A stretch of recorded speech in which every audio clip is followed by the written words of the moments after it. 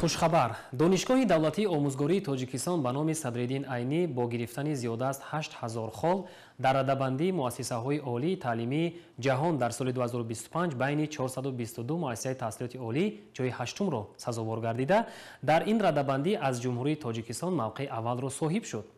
дар ин хусус аз Донишгоҳи давлатии омӯзгории Тоҷикистон хабар доданд.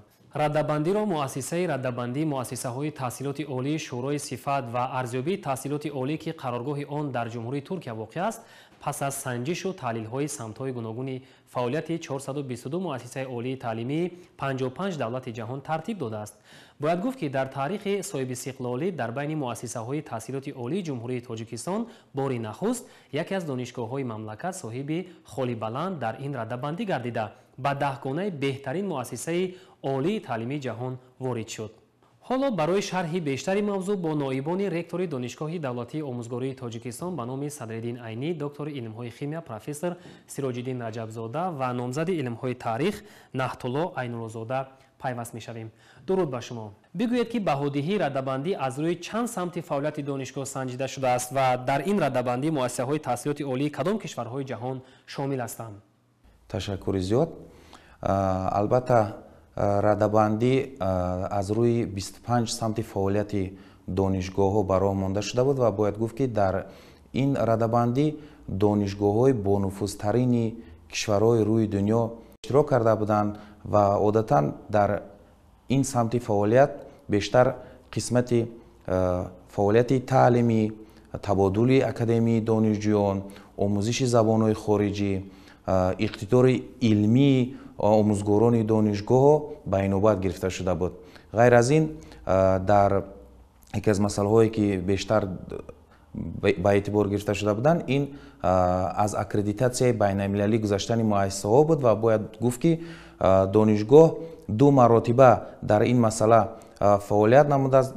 якум маротиба ҳамчун пилотӣ аз аккредитатсияи наъари Ҷумҳурии Қазоқистон донишгоҳ гузашта буд ва баъдан аз аккредитатсияи институтсионалии Ҷумҳурии Халқии Хитой бо муваффақият донишгоҳ гузашта сазовори сертификат гардидааст. албатта даст ёфтан ба ин дастовард кори осон набуд. раёсати донишгоҳ пайваста барои баланд бардоштани сатҳу сифати таълим тамоми тадбирҳоро меандешад. бояд гуфт ки ҳамасола шумораи зиёди омӯзгорон ҳам дар дохили кишвар, ҳам ба хориҷи кишвар барои гузаштани такмили ихтисос сафарбар карда мешаванд. инчунин ҷиҳати омӯхтани забонҳои хориҷӣ низ донишгоҳ пайваста кӯшишҳо мекунад. албатта дар доираи татбиқи барномаҳои давлатӣ бояд гуфт ки дар баробари омӯзиши забони русӣ, инчунин дар донишгоҳ забонҳои хитоӣ, фаронсавӣ, олмонӣ, кореягӣ низ ба донишҷӯён омӯхта мешавад. донишгоҳ ҳамеша кӯшишҳои донишҷӯёнро қадрдонӣ мекунад. бояд гуфт ки дар соли ҷорӣ дар олимпиадаҳо ва озмунҳои давлатие ки аз ҷониби ҳукумати Ҷумҳурии Тоҷикистон бо сарпарастии бевоситаи Пешвои Муаззами миллат ба роҳ монда мешаванд, донишгоҳ сазовори ҷойҳои намоён гардид ва дар дохили муассиса бошад. имсол гирандагони стипендияи аъло аз ҳисоби донишҷӯёне ки дар шуъбаи рӯзона таҳсил мекунанд ба 410 адад мерасад.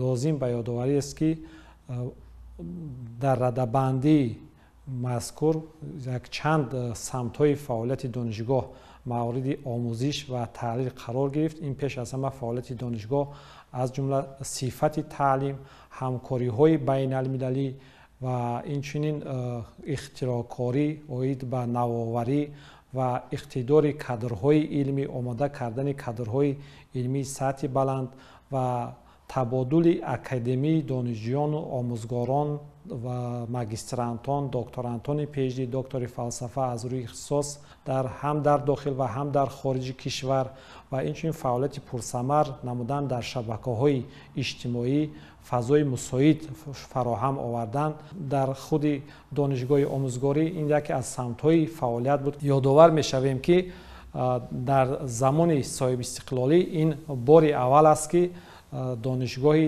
давлатии омӯзгории Тоҷикистон тавонист дар байни 55 кишвар дар ҷойи ҳаштум қарор бигирад ва дар ин радабандӣ давлатҳои хориҷи кишвар ба монанди Британияи Кабир, Италия, Швейтсария, Сербия, Туркия و کانادا، عربستان سعودی، کره جنوبی، تایلند، امارات متحده عرب، هندوستان و اینچنین بحرین، آفریقای جنوبی و دیگر کشورهای آسیای مرکزی اشتراک نمودند که آنها در این رده‌بندی بین المللی وارد شدند و دانشگاه دولتی آموزگاری تاجیکستان توانست که جای هشتم را اشغال نماید. دیگر سمت‌های فعالیت رده‌بندی در این تشکیلات پیش از همه چاپ نمودن مقاله‌های سطح بین المللی که از جانب دانشمندان و عالمان دانشگاه دولتی آموزگاری تاجیکستان توانستند مقاله